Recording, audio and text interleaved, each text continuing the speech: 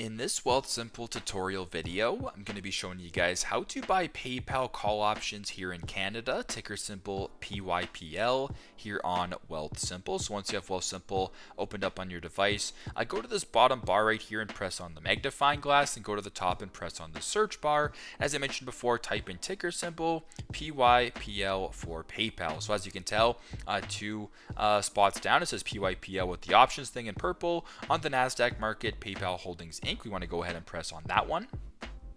Then go to the bottom and press on buy, and then press on options.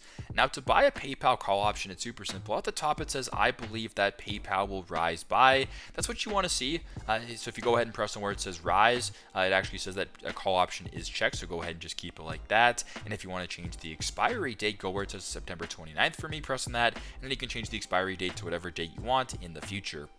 Now, if you want to go out of the money, there's a bunch of different out of the money options right here for the strike price. If you want to go in the money, same thing down below. So for demonstration purposes, we're going to go ahead and go in the money, $58 right here for the strike price. And if you want to confirm this option, go to the bottom, press on buy, and there you go.